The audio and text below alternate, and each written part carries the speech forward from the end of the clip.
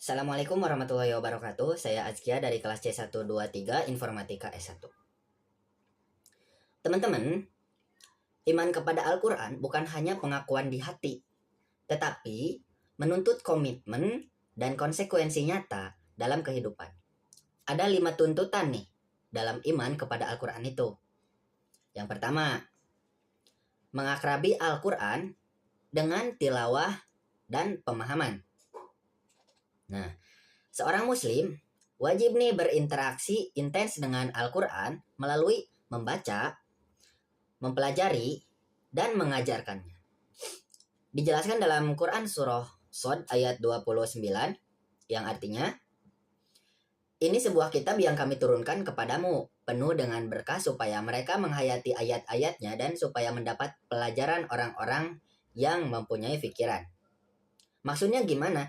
Al-Quran diturunkan sebagai petunjuk yang penuh berkah untuk direnungkan dan dipelajari maknanya. Poin kedua dari yang 5 tadi. Mendidik diri dengan nilai-nilai Al-Quran. Jadi begini teman-teman, Al-Quran harus menjadi pedoman untuk membentuk karakter atau tarbiyatun nafs dan mencelup jiwa dalam nilai-nilai ilahiyah. Diterangkan atau dijelaskan dalam Quran surah Ali Imran ayat 79. Tetapi dia berkata, hendaklah kamu menjadi orang-orang Rabbani karena kamu selalu mengajarkan Alkitab dan disebabkan kamu tetap mempelajarinya. Maksudnya bagaimana?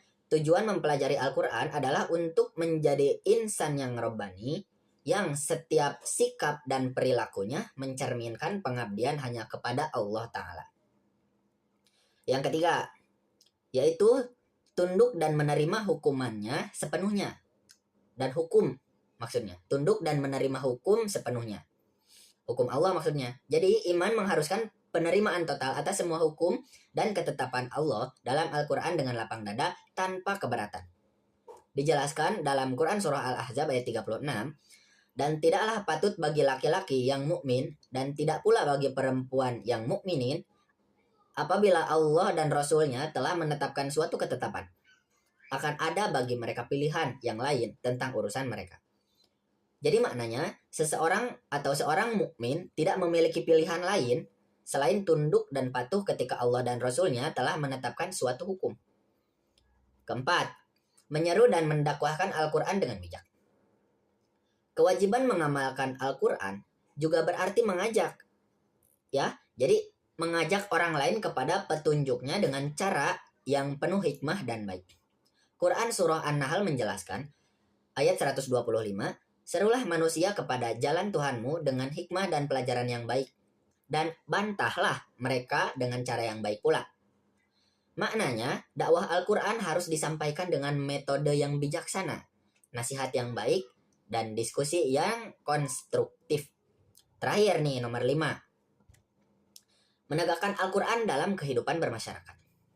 Nilai-nilai Al-Quran itu harus ditegakkan tidak hanya secara personal, tetapi juga dalam tatanan sosial, politik, dan masyarakat luas.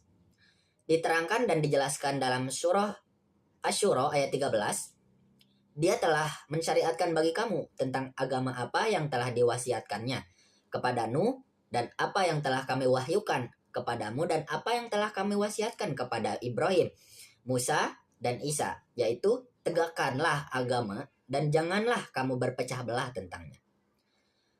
Maknanya adalah perintah menegakkan agama atau iqamatuddin yang berlandaskan Al-Quran adalah ajaran seluruh nabi dan harus diwujudkan dalam kehidupan bersama. Sekian presentasi dari saya. Tentunya banyak kesalahan yang keluar dari diri saya, baik itu kesalahan pengucapan, kesalahan penafsiran, dan lain-lain. Mohon dimaafkan.